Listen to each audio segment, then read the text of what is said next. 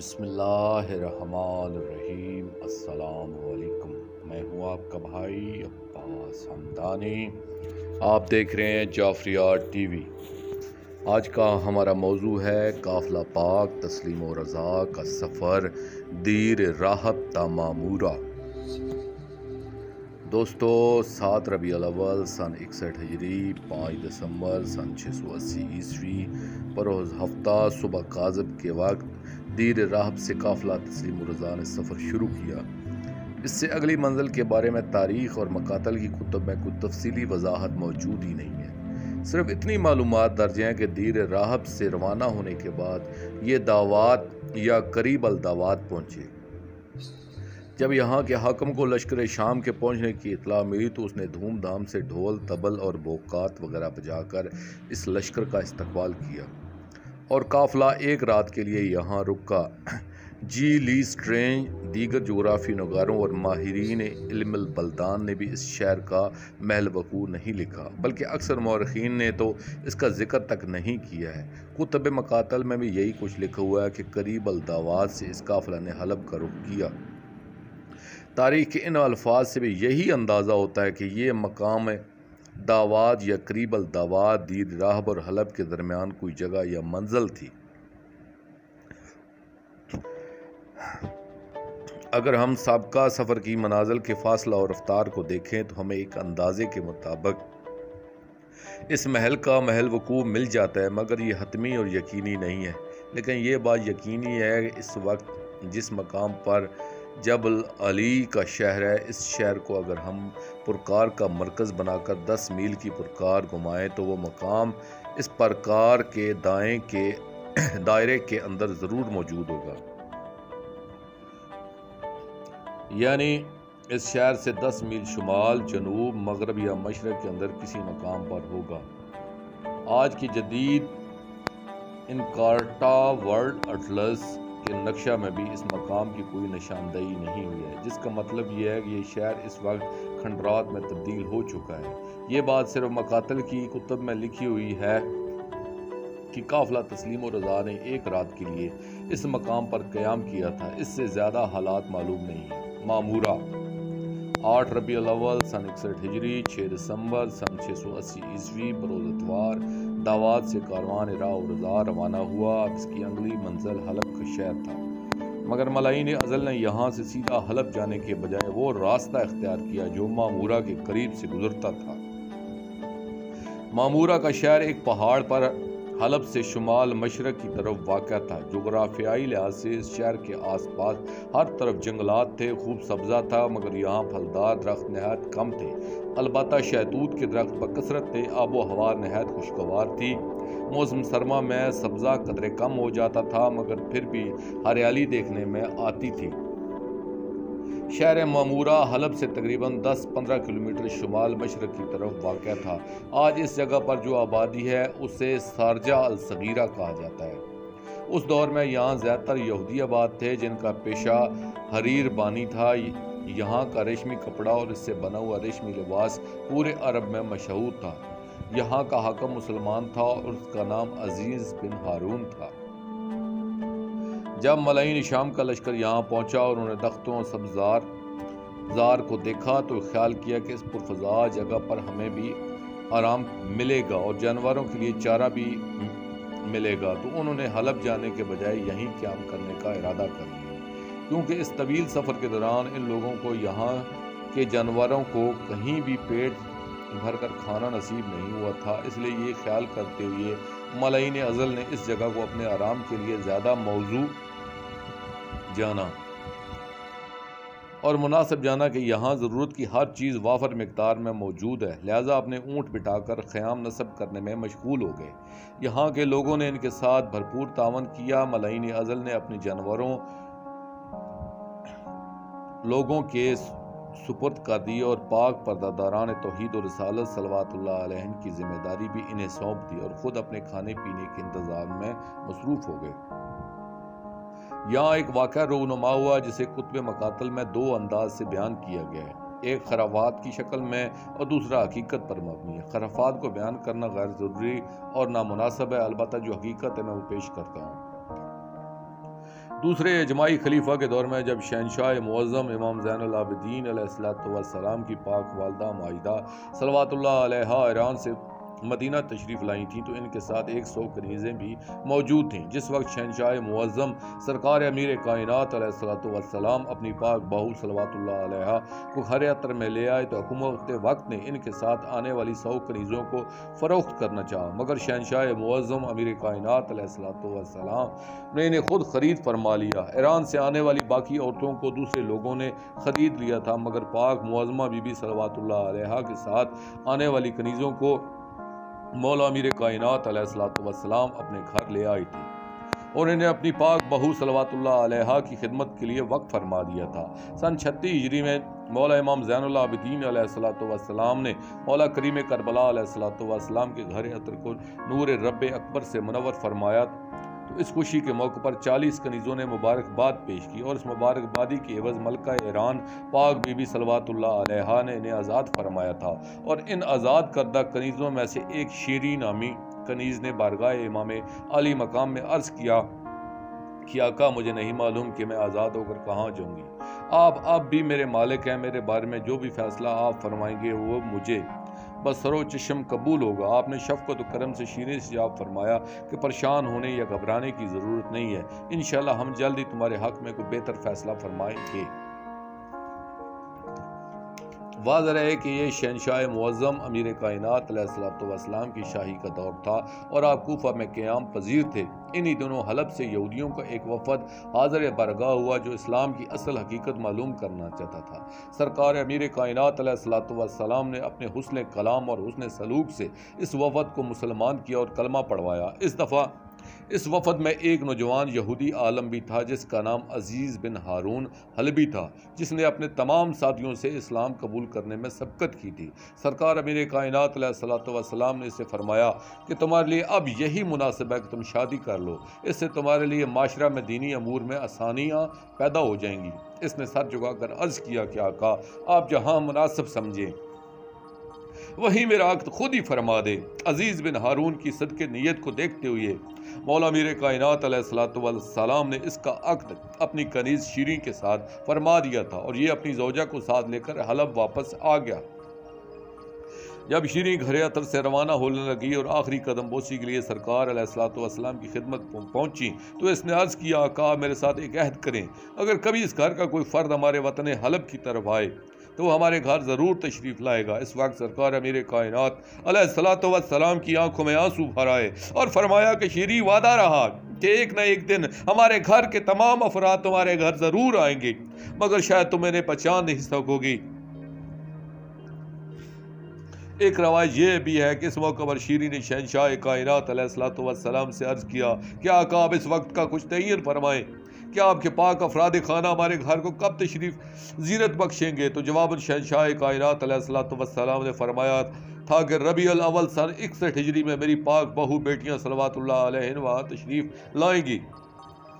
اس کے بعد عزیز اور اس کی بیوی شیریں ہر سال خدمت اقدس میں حاضر ہوتے رہے۔ جب سن 60 ہجری میں یہ دونوں زیارت کے لیے حاضر ہوئی تو شیریں نے مولا امام حسین علیہ السلام کی بارگاہ قدس میں عرض کیا کہ آقا کافی عرصہ گزر چکا ہے مگر ابھی تک آپ ہمارے گھر تشریف نہیں لائے۔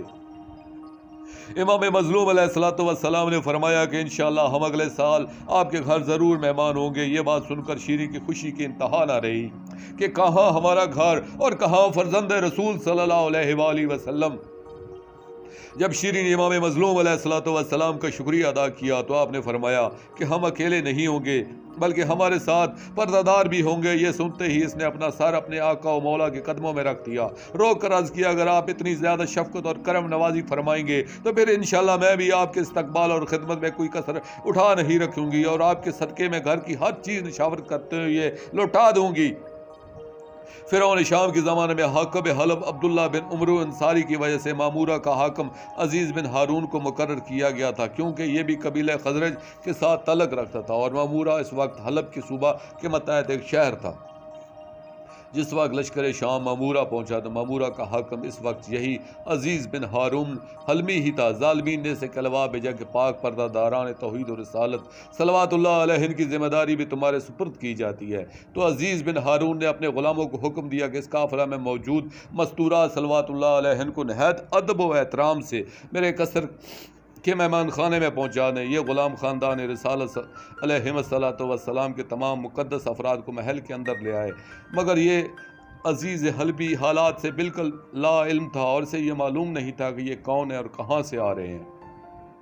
کچھ لوگوں نے اپنی کتب میں لکھا کہ اس واقعہ تک عزیز دین یہود پر ہی قائم تھا، یعنی ابھی تک مسلمان نہیں ہوا تھا، اور شیریں کنیز کی حیثیت سے قافلہ تسلیم و رضا کے ساتھ کربلا سے آ رہی تھی۔ مامورہ میں قیام کے دوران رات کے وقت شیریں نے ملکہ ایران پاک بی بی صلوات اللہ علیہا کی خدمت اقدس میں عرض کیا کہ میں نے کچھ زیورات ظالمین سے ابھی تک چھپا رکھے ہیں، اگر آپ اجازت دیں تو میں نے فروخت کر کے خورد و نوش کا کوئی سامان لے آؤں اور پردوں کا انتظام بھی کروں۔ مولا امام زین العابدین علیہ السلام کی پاک والدہ مائدہ ملکہ ایران بی بی صلوات اللہ علیہا سے اجازت لے کر شیریں شہر کی طرف روانہ ہوئی۔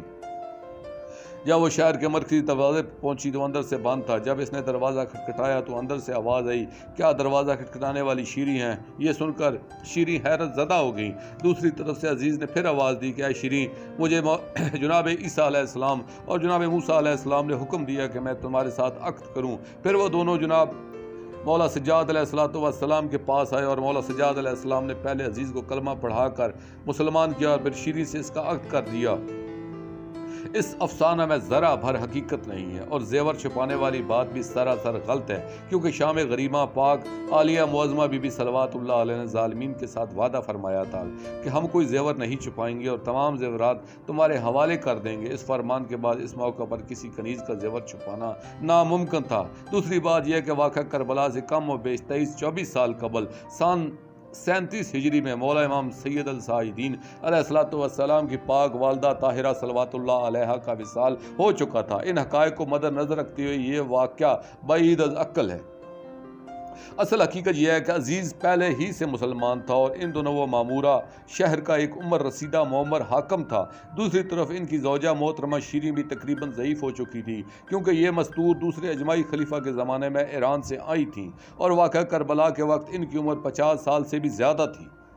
آمد برسر مطلب آخرکار وہ دن آ گیا جس کی خبر شیریں کو دی گئی تھی۔ قافلہ پاک کے مامورہ پہنچنے سے ایک رات پہلے ملکہ ایران معظمہ بی بی صلوات اللہ علیہ نے عالم خواب میں اپنی کنیز شیریں کو آگاہ فرمایا کہ کل میرے لخت جگر علیہ السلام اپنے پردہ داروں کے ہمراہ تمہارے گھر میں مہمان بن کر پہنچ رہے ہیں، ان کے استقبال کی تیاریاں کر رہے ہیں۔ آپ جلدی سے بیدار ہوئیں اور عزیز بن ہارون کو جگا کر آگاہ کیا کہ میں نے اس طرح خواب دیکھا ہے، آپ جلدی سے استقبال کی تیاریاں شروع کر دیں۔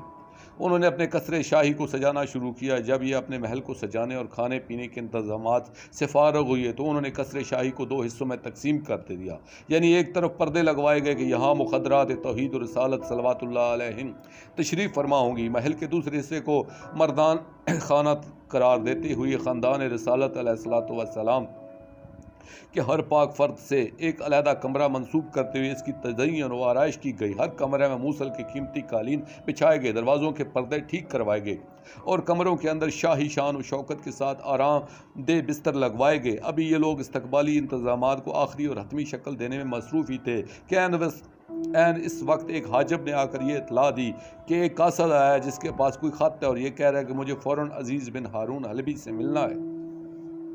جناب عزیز بن ہارون نے اپنے تمام کام چھوڑ کر بھاگا کہ شاید یہ شہنشاہ معظم مولا امام حسین علیہ السلام کا قاصد ہو۔ جاتے جاتے جناب عزیز نے شیریں سے کہا کہ قاصد پہنچ چکا ہے، میں اس سے پوچھ کر تمہیں ابھی بتاتا ہوں کہ تمہارے شہنشاہ معظم علیہ السلام کی تشریف آوری کب اور کس وقت ہونا ہے۔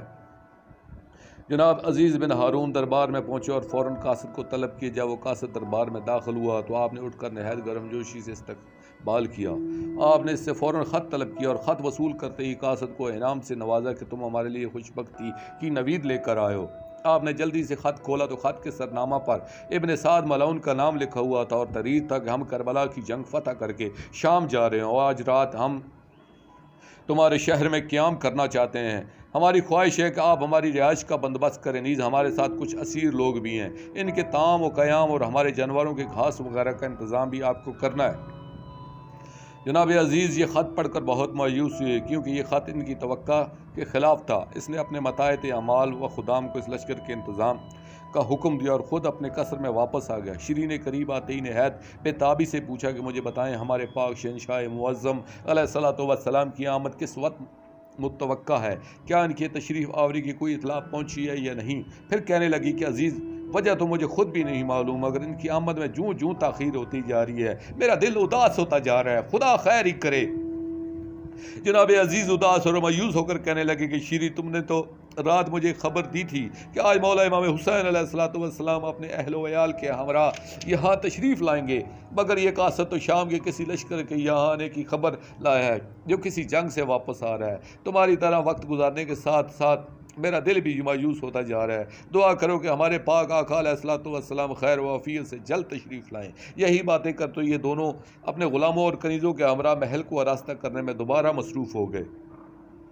اسی اثنا میں ظالمین معمورہ کے شہر میں داخل ہوئی اور ایک پرفضا مقام کو پسند کرنے کے بعد وہاں اپنے قیام لگانے کا اہتمام کرنے لگے۔ عام فوجیوں نے یہاں رہائش رکھی، جبکہ اس لشکر کے سرکردہ افراد عزیز بن ہارون کے محل میں چلے آئے۔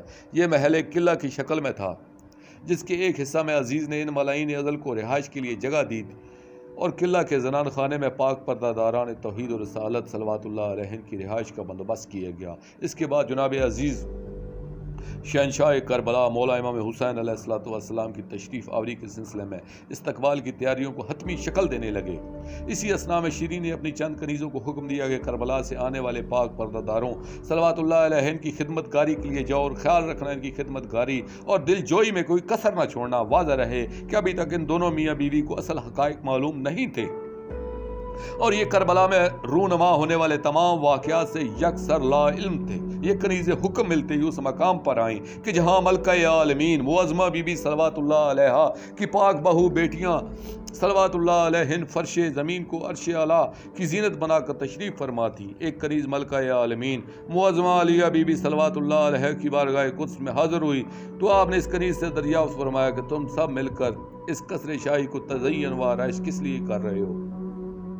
اس کنیز نے عرض کیا ہماری شہزادی شیریں کی ملکہ مخدومہ معظمہ بی بی صلوات اللہ علیہ اپنے نوجوان بیٹے کی بارات لے کر یہاں معمورہ پہنچنے والی ہیں، اس لیے ہم انہی کے لیے اپنے محل کو سجانے میں مصروف ہیں۔ اس کے بعد وہ کنیز معظمہ کونین عالیہ بی بی صلوات اللہ علیہ سے پوچھنے لگی کیا آپ ہمیں بتانا پسند کریں گی آپ کہاں سے تشریف لائی ہیں؟ آپ کی عظمت و وقار کو دیکھتے ہوئے مجھے یوں محسوس ہو رہا ہے کہ جیسے آپ ہی دونوں جہانوں کی سیدہ و سردار ہوں۔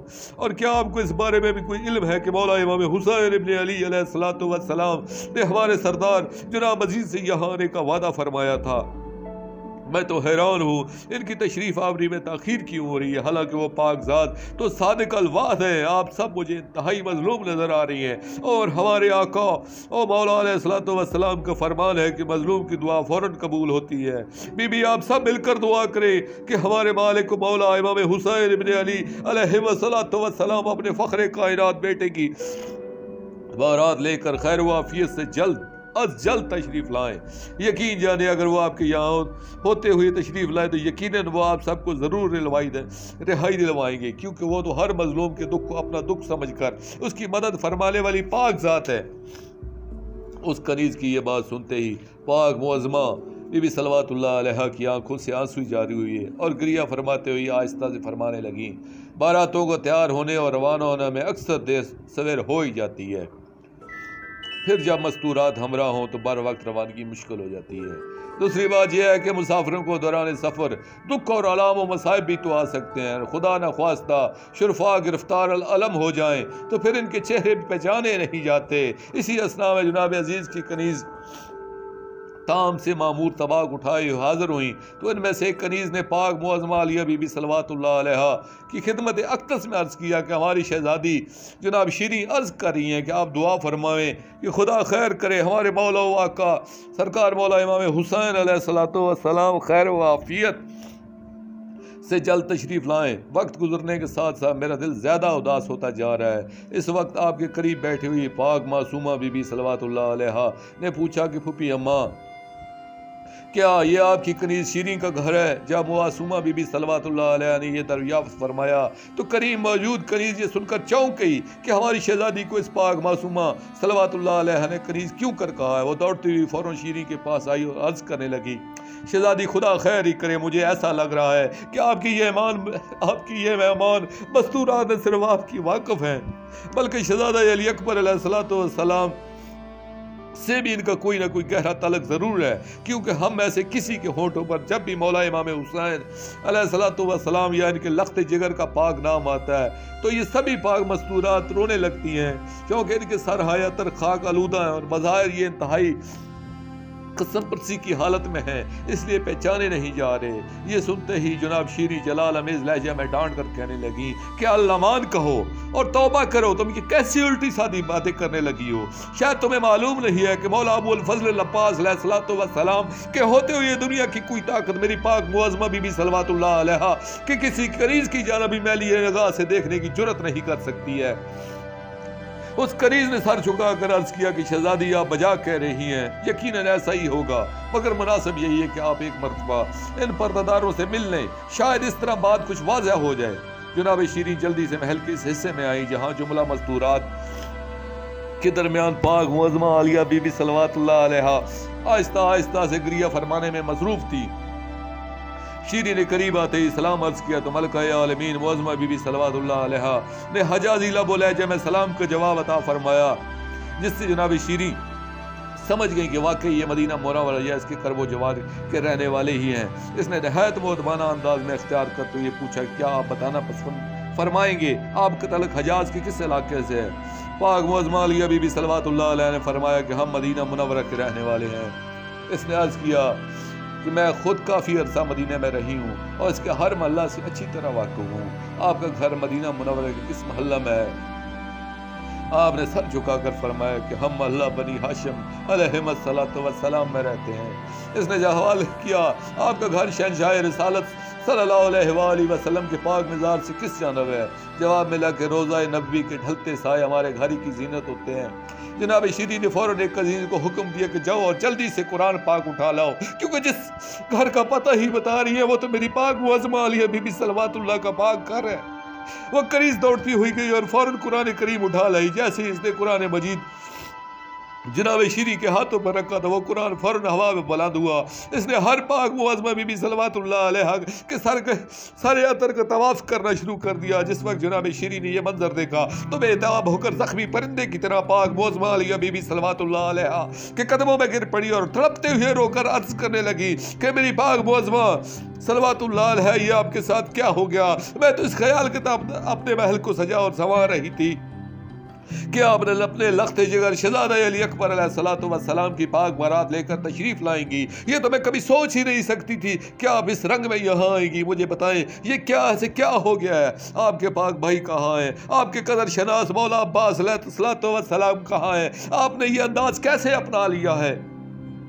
اس وقت معظمہ کائنات بی بی صلوات اللہ علیہ نے فرمایا کہ شیریں ہمارے بھرے گھر میں سے 2 مرد باقی بچے ہیں، یہ جو آپ کے سامنے بظاہر ضعیف خون رو رہے ہیں یہ میرا نفیس مزاج بیٹا سجاد علیہ السلام ہے اور ان کے ساتھ محمد باقر علیہ السلام ہے۔ اس وقت شیریں روتے ہی مولا سجاد علیہ السلام کے قدموں پر آن گری اور عرض کرنے لگی، آقا آپ نے تو فرمایا تھا کہ ہم تمہارے گھر اپنے بھائی شہزادہ علی اکبر علیہ السلام کی بارات کے ساتھ تشریف لائیں گے، مگر مجھے یہ خبر نہیں تھی آپ اس طرح اور غربت کے اس انداز میں میرے گھر تشریف لائیں گے۔ یہ کیا ہو گیا؟ کاش میں آپ کو اس رنگ میں دیکھنے سے پہلے مر گئی ہوتی۔ آپ تو جانتے ہی ہیں میں آپ کی پاک والدہ معاہدہ صلوات اللہ علیہ کی زر خرید کنیز ہوں اور وہ پاک معظمہ بی بی صلوات اللہ علیہ مجھ پر سکی اور حقیقی ماں سے زیادہ شفیق اور مہربان تھی، مگر اب میری سمجھ سے یہ بات نہیں آ رہی کہ میں ظالمین و ملائین سے کس طرح آپ کو اور کائنات کے ان مقدس ترین پاک پرداداروں صلوات اللہ علیہ کو رہائی دلواؤں، جو میرے لیے شاید ممکن نہ ہو سکے۔ پھر بھی یہی ایک راستہ ہے، اگر آپ اجازت دیں تو میں آپ کی نصرت میں اپنا سر قربان کر دوں، شاید اس طرح آپ کی پاک والدہ صلوات اللہ علیہ کے احسانات عظیم کا کچھ بدلہ اتار سکوں اور میری جان کا نذرانہ شاید ان کا حق نمک کسی حد تک ادا کر سکے۔ اس کے علاوہ میں کمزور اور ناتواں عورت کر ہی کیا سکتی ہوں؟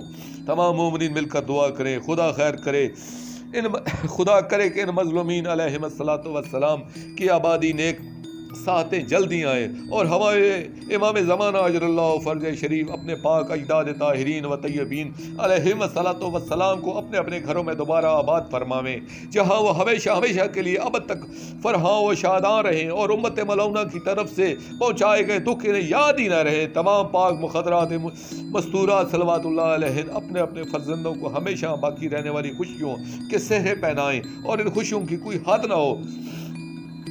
زخمی دلوں سے آلام و مصائب کے تمام داغ دھل جائیں، آمین یا رب العالمین۔ دوستو آخر میں شکریہ ادا کروں گا اپنے مرشد کریم سید محمد جعفر الزمان نقوی البخاری سرکار دامت اللہ تعالیٰ کا۔